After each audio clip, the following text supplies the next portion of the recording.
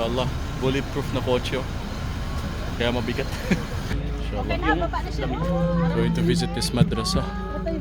Sakto may program ng Quran dito tahfidh.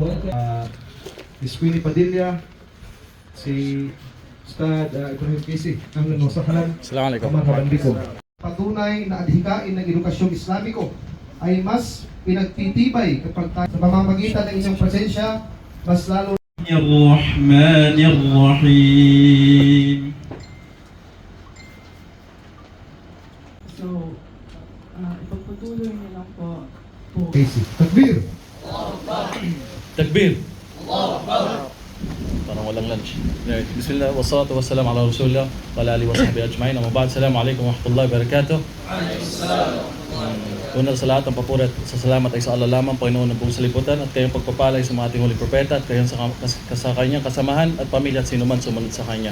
Kami po ay nasisiyahan at tayo ay dinadhanan ng Allah na magkita-kita. So hindi na namin papatagalin dahil ang aming manager ay masama ng tingin sa amin sa harap. Kami po ay babalik pa sa mga. So alhamdulillah, ganun pa man ay pinadaan tayo ng Allah na magkita-kita. Hindi man tayo magkakakilala o tribo, pero sa Islam, walang Palestinian, walang Pilipino. Lahat tayo ay isang Muslim. Ni Propeta Muhammad sallallahu alaihi wasallam. So sabi siya kanina, kami ay special. Hindi po, kayo ang special. Why? Kasi buhat-buhat nyo ang salita ng Allah. Saan? Sa isip nyo at sa puso nyo. Dala-dala nyo. Kaya sabi ng Queenie kanina, mawala man ang Quran, kayo ang pwede magbuo ulit, bumalik nito. So kayo ay mas special kaysa sa amin. Huwag sana kayo ma-fit na sa social media, nakikita nyo, gusto nyo sumikat, parang itong vlogger, itong influencer, wag ganun.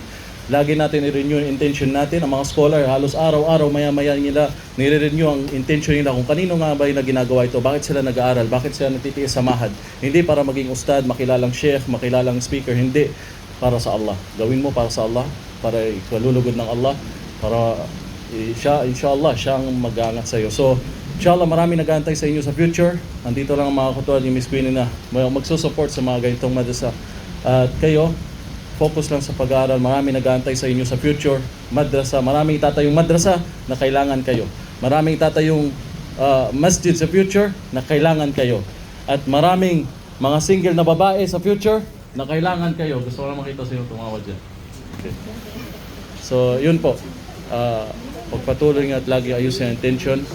At naway i-reward ng Allah ang mga magulang nyo na sino man nag-hafiz dito, naka-memorize ng Quran, ay bibigyan ng magandang reward ang mga magulang nyo sa kabilang buhay. At hindi kayo ma-fit na so ano man mga social media ngayon o mga buhay ng mga ibang tao. Wag yung kainggitan yon. Hindi yun ang totoong buhay namin sa totoong behind the camera. Hindi kami yon, no? Hindi yun ang totoong magandang buhay nila. So, tiis kayo kung anong sitwasyon nyo. Importante yung kaalaman. At hindi lang kayo magtatapos dito. Naantay kayo ng abroad. Inshallah, magpatuloy kayo doon ng doctorate. Kailangan natin maraming doktora at ulama dito sa bansa sa Pilipinas. At huwag nyo din kalimutan saan kayo nagmula. Kailangan kayo dito. Balikan nyo ang lugar nyo para i-spread ang Islam. Hindi lang sa mga Muslim, pati sa mga non-Muslim. Gabayan tayo ng Allah lahat. At bigyan tayo ng mas malalim na pag-unawa sa din at sa Islam at sa tamang akida. Huwag natin sayang yung pinag-aralan natin. Doon tayo sa tamang paniniwala ng mga sahaba kung ano yung pagkaintindi nila, tinuro sa kanila ng Propeta Muhammad sallallahu alaihi wasallam. Ang ganda lang po. Maraming salamat.